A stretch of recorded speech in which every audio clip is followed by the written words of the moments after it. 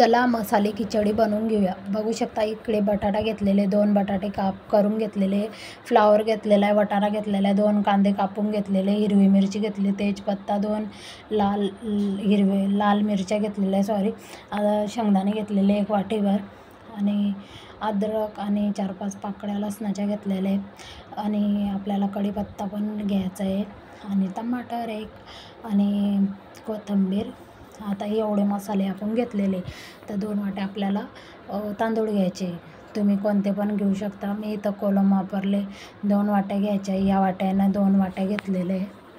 आता आपल्याला स्वच्छ पहिले तांदूळ धुवून टाकायचे। बघू शकता मी पाणी टाकलं आहे, तर चोळून घ्यायचे आपल्याला तांदूळ चांगलं, त्याचं पाणी सफेद पाणी काढून टाकायचं आहे पूर्ण।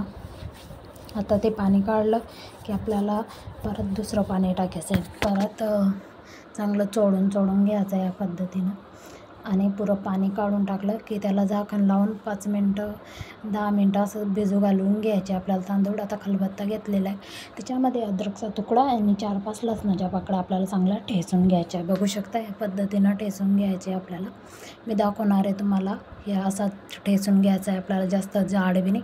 तर आपल्याला गॅसवर कढई ठेवायची आणि तेल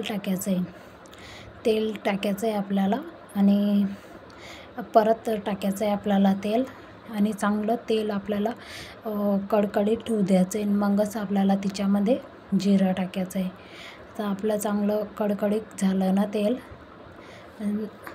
आपण तिच्यात आता जिरं टाकणार आहे। जिरं चांगलं फुलू द्यायचं आहे आणि तेजपत्ता आणि लाल मिरच्या टाकायच्या, त्या चांगल्या व्यवस्थित होऊ द्यायचे आणि अद्रक लसूण जे आपण कुटलेला होता तो टाकून द्यायचा आहे, व्यवस्थित परतून घ्यायचे आणि खडे मसाले टाकायचे आणि ते खडे मसाले टाकणं झाले की आपल्याला कढीपत्त्याचे पानं पण टाकायचे। कढीपत्त्याचे पानं चांगले भाजून घ्यायचे, 2 कट केलेले कांदे टाकायचे आपल्याला, ते पण चांगले परतून घ्यायचे या पद्धतीनं।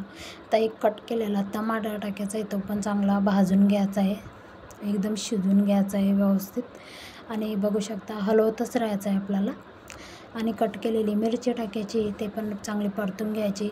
2 कट केलेले बटाटे टाकायचे, जास्त बारीक नाही केलेले, मोठेच करायचे आणि चांगले परतून घ्यायचे या पद्धतीनं। आता आपल्याला फ्लावर टाकायचं आहे, फ्लावर पण चांगलं परतून घ्यायचं आहे। वाटाणा टाकायचा आहे, वाटाणा पण चांगला परतून घ्यायचा आहे आपल्याला। सगळे मसाले एकत्र करायचे आणि आज शेंगदाणे टाकायचे, ते पण चांगले परतून घ्यायचे, व्यवस्थित मसाले लागले पाहिजे सगळ्याला आणि आपल्याला हळद टाकायची आहे, ते पण चांगले परतून घ्यायचं आहे आपल्याला। आता धनिया पावडर, लाल तिखट आणि चांगलं मिक्स करून घ्यायचं, थोडीशी कोथिंबीर टाकायची चांगली टेस्ट यासाठी आणि यात आपल्याला गरम मसाला टाकायचा आहे, ते पण चांगलं परतून घ्यायचं आहे। बघू शकता या पद्धतीनं परततच राहायचं आपल्याला, एक मसाले पूर्ण एकत्र ओसलो। आता आपल्याला भिजू घातलेले तांदूळ धुतलेले ते टाकून द्यायचे, ते टाकणं झालं की आपल्याला पूर्ण आता एकत्र पूर्ण मसाले लागले पाहिजे तांदूळाला, असं मिक्स करतच राहायचं आहे पूर्ण, म्हणजे सफेद तांदूळ दिसलाच नाही पाहिजे, असं मिक्स करत राहायचं आहे या पद्धतीनं, मिक्सच करायचं आहे। आता आपल्याला 2 वाटी तांदूळ होते, तर आपल्याला 1.5 गिलास पाणी टाकायचं आहे तिच्यामध्ये, मी आता पाणी टाकलेलं आहे।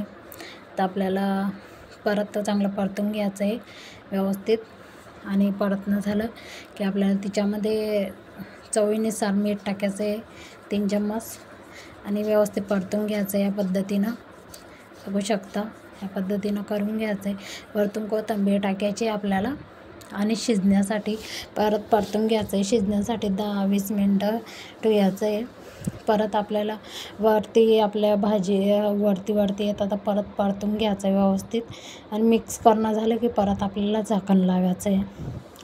परत झाकण लावलं की आपल्याला परत थोड्या वेळानं बघायचं आहे आणि परत आपल्याला मिक्स करून घ्यायचं आहे या पद्धतीनं। अजून आपलं खिचडी शिजली नाही आहे, आता परत झाकण लावायचं आहे आपल्याला। तर आता बघू शकता आपली मसाला खिचडी तयार आहे, एकदम छान झालेली आहे, एकदा नक्की ट्राय कर जा आणि एका प्लेटमध्ये काढून घ्यायची खाण्यासाठी। आणि तुम्हाला आजची रेसिपी कशी वाटली आणि कमेंटमध्ये नक्की सांगा आणि माझ्या पद्धतीनं नक्की ट्राय करा आणि या खायला आणि नवीन असताना चॅनलवर तर सबस्क्राईब करूनच जा आणि धन्यवाद, bye bye, like share subscribe.